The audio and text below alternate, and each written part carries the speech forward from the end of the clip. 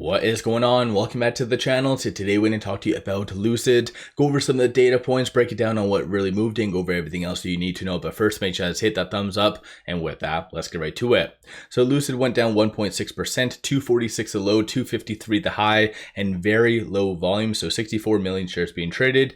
166 is the average. As I've stated, it's not just Lucid getting the kind of lower volume, it is happening across the board, and you can kind of see that based on this right here. So just comparing, for instance, today to the last 5 days, very low volume. So when it comes down to it, I think just institutions are still somewhat hesitant about fully committing into the equity market. Most likely the next big thing is going to be rate cuts, but Powell kind of did spread a lot of bearishness yesterday, so I think in reality that might push things back a little bit. So let me know your general thoughts on that. Latest update in regards to money markets though, so it looks like more money was leaving crypto and equities over this last week. So another 1.52 billion did leave, going back into money markets.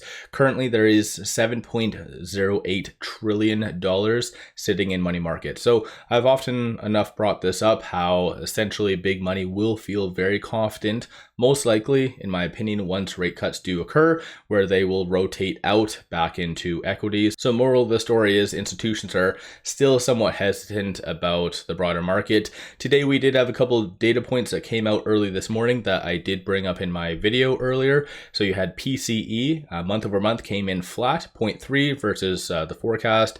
Year over year came in a little bit hotter, so 2.6 versus 2.5, no different than the CPI print last time around. Initial jobless claims came in at 218 versus 220. So overall, pretty good data in my opinion. But one thing that really did start to spook the broader market was this right here. So reciprocal tariffs are going to be taking effect tomorrow. And so yeah, essentially not necessarily kind of a good chain of events. We do have a good catalyst for Lucid, and that will be the estimates. So July numbers for the states. So hopefully we do see a abundance of Gravity sales, and that would show that there is a sufficient amount of demand. So again, that will be coming out first thing tomorrow. Aside from that, for today, there wasn't all that much in news. No SEC filings associated to Lucid, no kind of new analyst rating. So it was just merely at the broader market's mercy. One thing I do want to bring up, it's been a very long time since I've kind of talked on this, but these are the trending questions. So the retail pose questions to management. So first one is there going to be a reverse stock split in the near future? Second one, where is Lucid projected to be in 5 years? And then Sean, how many Gravity orders are there? And then this one kind of just talks on Uber growth.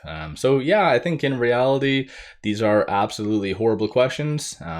So yeah, it is what it is. This is why I've always stressed the importance of these questions and asking good ones early on, because whatever is posed first and people start to vote on, then those ones always get asked. So it's kind of comical, these questions. So this will probably be the last time I do actually bring this up prior to the earnings. And this upcoming weekend, I'll do a little bit more of a deeper dive into exactly some expectations for their earnings. But when it comes down to today, you did have shorts increase 7.48 million shares.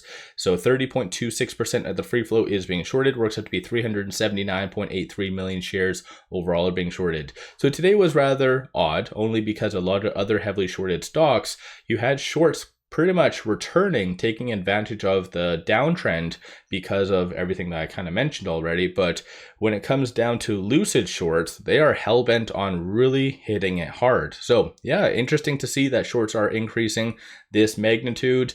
So yeah, I think they want to really break Lucid's on a technical standpoint leading into the earnings. So I'll go over some technicals near the end of the video, but looking at the options, you did see 872,000 in calls, 690,000 in puts. So very low dollar value in comparison to what it has been, but factoring in everything, 38% of all the options were bullish in nature. So pretty good to see for that. From the bulls, you see a consensus for it to be roughly around that 250 to 3 by tomorrow, end of business day. And then the bears are anticipating for it to be sub 250. So 250 is going to be a key pivot. quickly going over here with tomorrow being Friday, just take note of this. So the open interest, you do have 10,000 at that 250, 26,000 at that 3. So those are somewhat the relevant strike prices. So for whatever reason, if Lucid is able to close above 250 or ideally a little bit higher than that, then you'll have roughly 1 million shares that needs to be covered by market maker. So it would be obviously a better scenario if it was above 350, but it is what it is. So let me know your general thoughts on that. Dark pool is a little bit tame, so you don't really see that much in transactions. So I did a video earlier this morning during the pre-market, just gave you a quick summary of some key levels to watch for, but I also did bring up the abnormal volume that did occur on the dark pool from yesterday. So in case you did miss that video, Wednesday it had this right here, roughly around 43 to like $45 million worth, probably 3 different entities based on the timestamps. But clearly it didn't really work out too well for them unless they are acting based on some other information that potentially could be coming out. But this was very, very abnormal. So let me know your general thoughts on that. With it at 246, it is trading between this S2 and this S3. So in comparison to a lot of other growth stocks, it's not really doing all that great. 243 is going to be a strong support. Just watch for that tomorrow. And then 265 is going to be that next strong target / resistance. And of course, tomorrow being Friday, that 250 as well is going to be another element that shorts might try to really hit Lucid hard to ensure it does close below that. And then aside from all that fun stuff on the actual chart, this is where things are starting to break down. So as of today, it did break below that super trend. So now you will have algorithmic trading really working against Lucid. So trying to suppress it. It is below that 200-day moving average, which is at 252.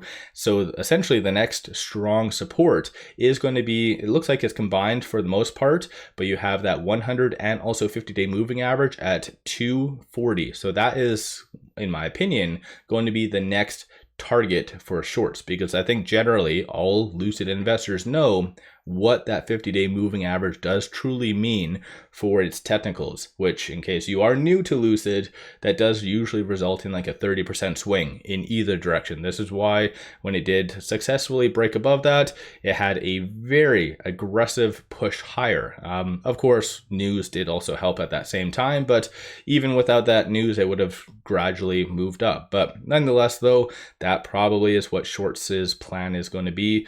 Stochastic RSI, you do see it is relatively oversold. So the first sign of a positive, you could see a nice push higher, and the positive could come from a macro standpoint or specific to Lucid. So meaning tomorrow's catalyst, if there's a lot of gravity sales or just even air sales, I think generally that will be a good catalyst and really push Lucid higher. So let me know your general thoughts. So if you're wanting to average down, just go kind of refer to a lot of the support levels that I did mention. So the 50 and also the 100-day moving average is a good one at 240. And based on the fib levels, you also do have this right here at that 243. So let me know your thoughts on all that. Don't forget to hit that thumbs up and subscribe. Have you been buying? Have you been selling?